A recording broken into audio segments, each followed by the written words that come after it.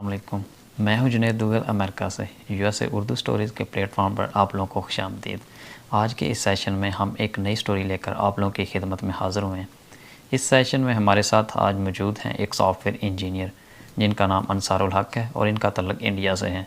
इस सेशन में हम इनसे जानेंगे एक सॉफ्टवेयर इंजीनियर की अमेरिका में मार्केट वैल्यू, और साथ साथ हम बात करेंगे आज के दौर में इंडिया और पाकिस्तान से एक सॉफ्टवेयर इंजीनियर कैसे अमेरिका आ सकता है। First of all, thank you so much Ansar भाई for your time and welcome to USA Urdu stories. Thank you ji, शुक्रिया। अंसर भाई, सबसे पहले तो आप बताएं कि आप इंडिया कहाँ से हैं? जी, मैं इंडिया का बंगाल से हूँ। सो आपके जो पाकिस्तानी भाई लोग जानते नहीं होंगे, उन लोगों ने शायद कलकत्ता का नाम सुने होंगे। जी जी बिल्कुल। और वो एक स्टेट है इंडिया का। So it used to be part of like greater Bengal, जिसका एक हिस्सा पाकिस्तान, ईस्ट पाकिस्तान था। अच्छा। तो उसका वेस्ट पार्ट जो है वो बराबर इंडिया के साथ ही रहा है 47 से लेके।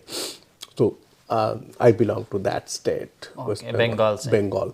तो आपका बचपन कहाँ पे गुजरा?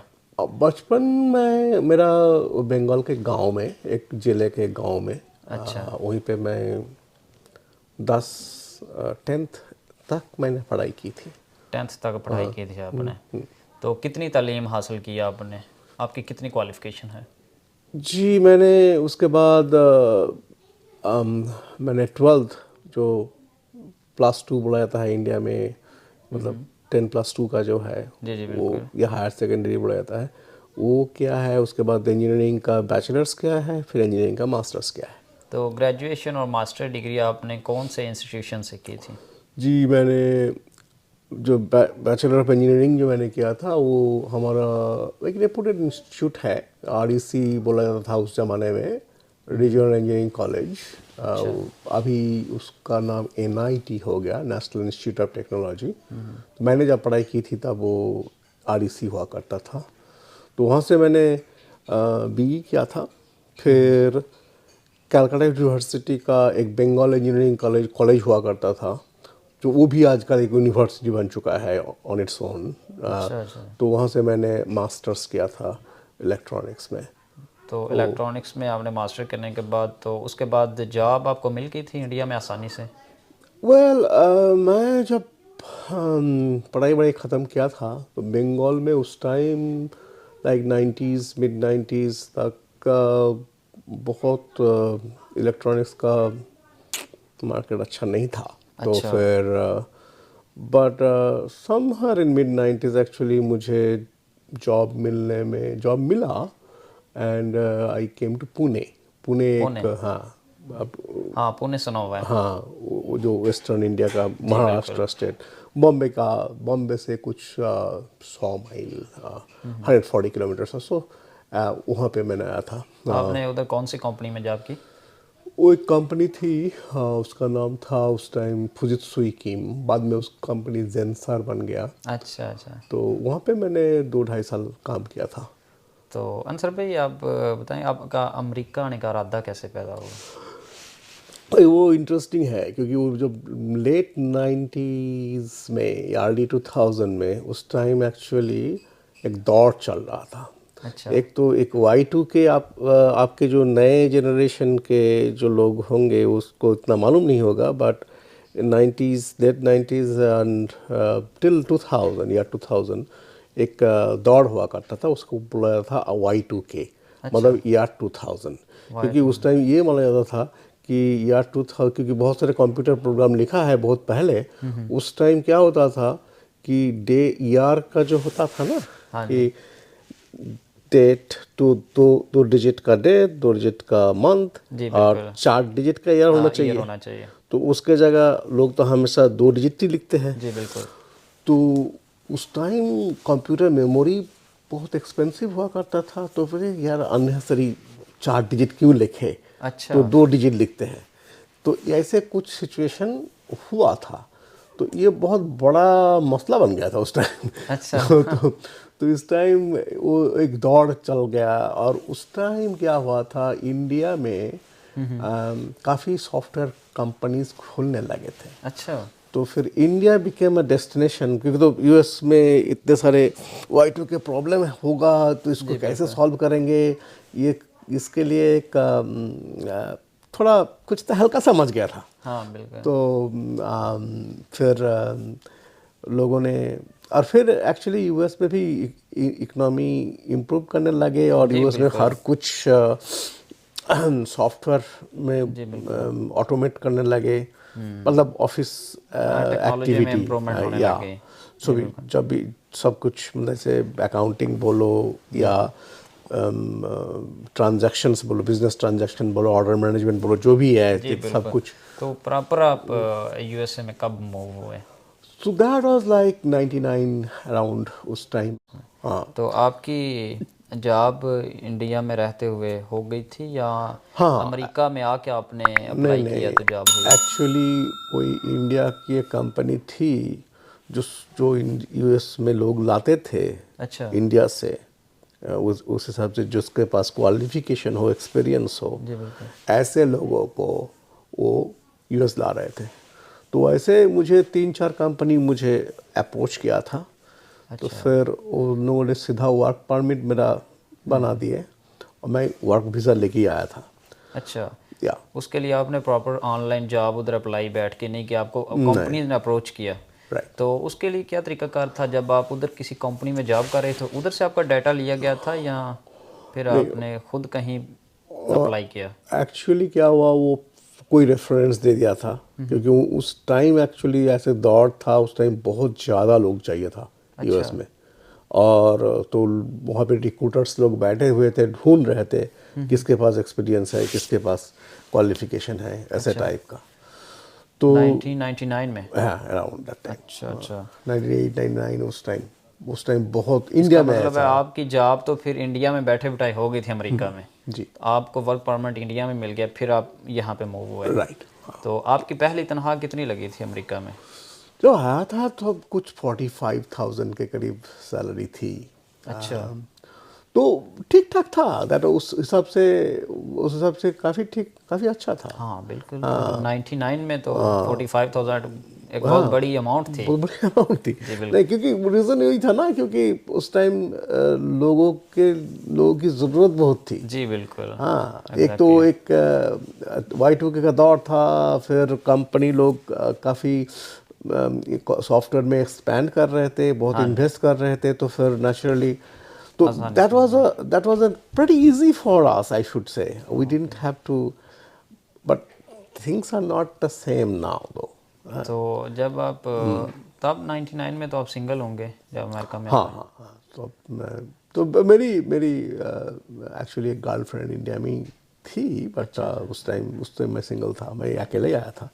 हाँ, तो शादी बाद में कर क्या पाए? हाँ, तो 1 साल बाद मैं इंडिया गया, फिर शादी करके मैं वाइफ को तो लेके। क्या समझते हैं आप, जितनी आपकी 45,000 99 में लगी थी, 2000 में आपकी शादी हो गई, तो जब आप यहाँ पे आए तो उतनी तनख्वाह में फैमिली के साथ अमेरिका में बंदा अफोर्ड कर लेता था?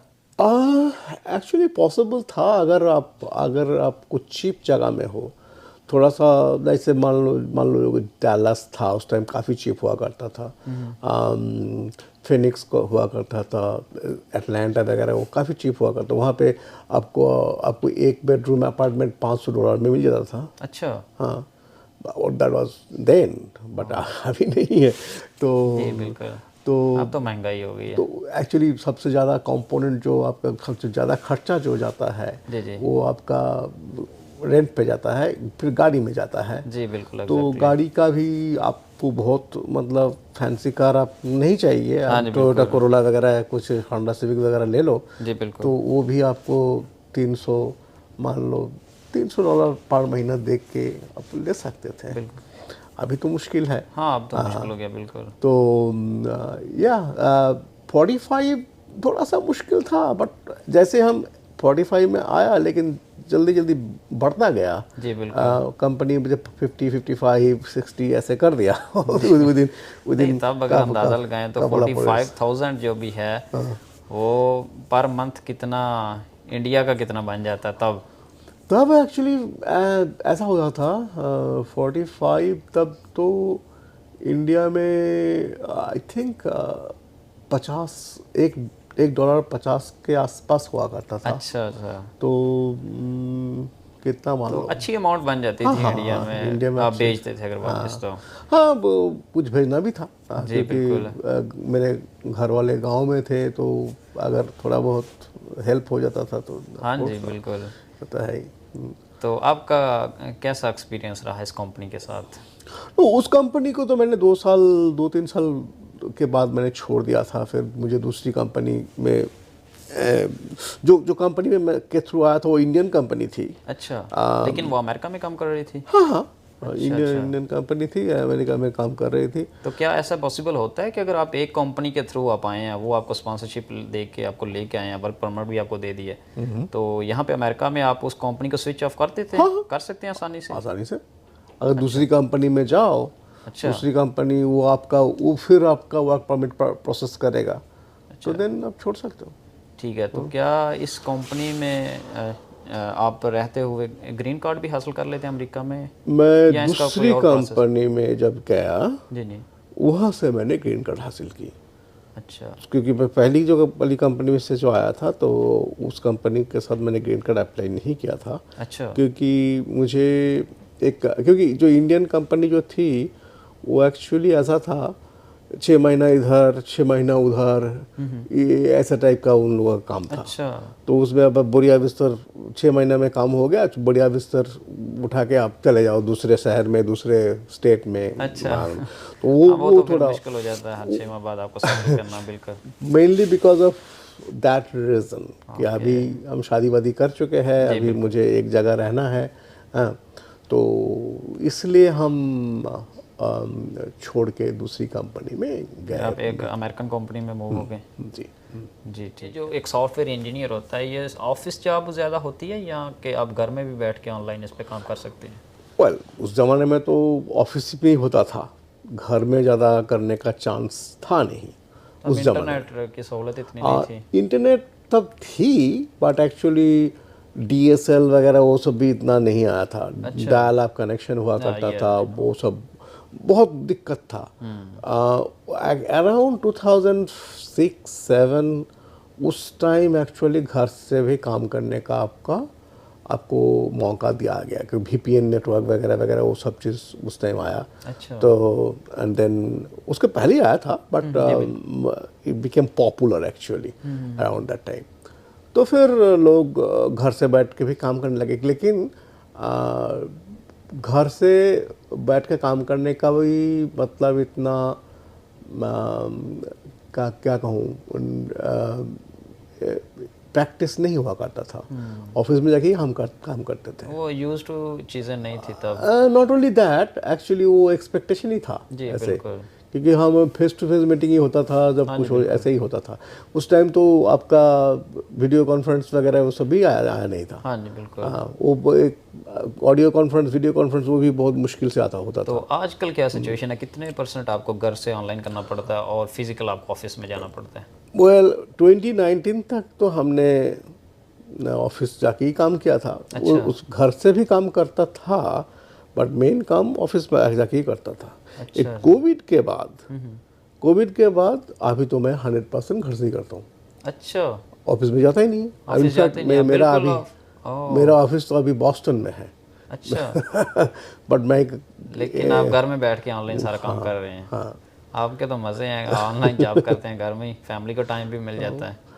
वेल ये इसका एडवांटेज है, बट डिसएडवांटेज भी बहुत है। जी बिल्कुल। डिसएडवांटेज ये है कि इसका मतलब ये हो गया कि आप 24/7 अवेलेबल हो। ओह अच्छा अच्छा। सो किसी भी वक्त आपको काम करना पड़ सकता है घर से। हाँ, तो और इसमें क्या होता है, आप हमेशा जॉब में हो। तो ये क्या अंसर साहब एक्सपीरियंस के साथ ही ऑनलाइन जॉब घर से करना पड़ती है, या एक नया बंदा अगर इंटर हो इस मार्केट में तो वो सॉफ्टवेयर इंजीनियर भी घर से बैठ के ऑनलाइन करेगा, या उसको पहले ऑफिस से प्रैक्टिस या ट्रेनिंग लेनी पड़ेगी?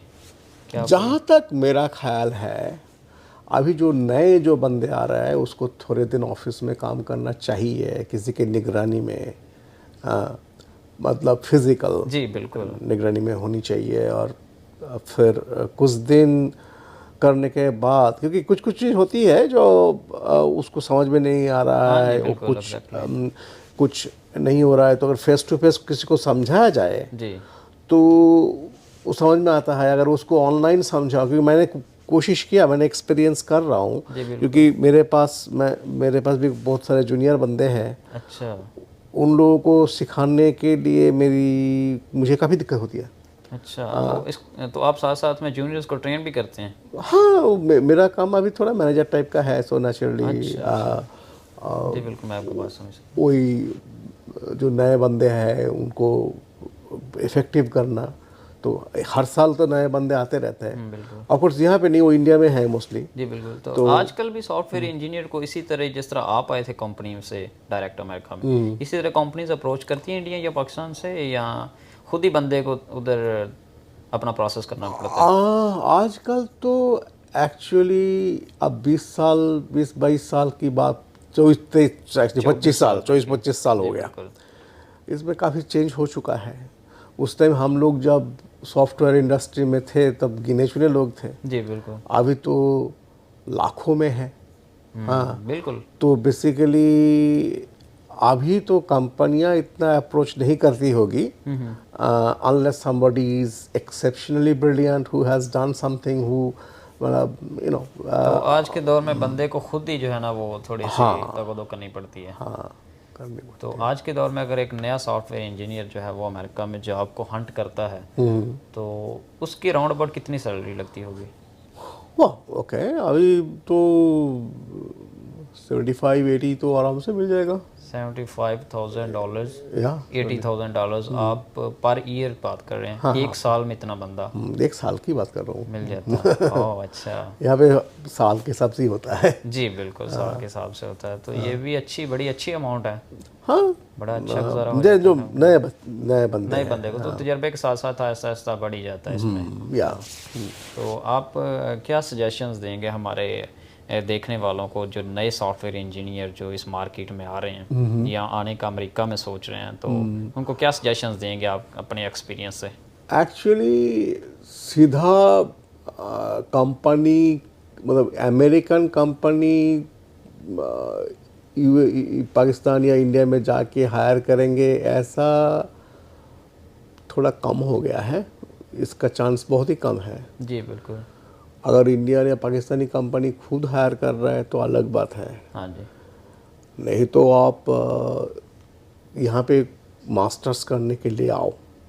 हाँ, अगर आपको आना है, मास्टर्स करने के लिए आओ। अच्छा। एंड देन यहाँ के जो after while you are finishing your masters, you can approach companies here to get a job. I think that would be a better option. Directly hire करना आजकल, क्योंकि एक चीज़, काफ़ी चीज़ हो गई है। एक तो मतलब वर्क फ्रॉम होम इतना कॉमन हो चुका है। हाँ जी। तो अगर किसी को हम यूएस में लेके आए जी और यूएस में उसको तो ज़रूरत है ही नहीं।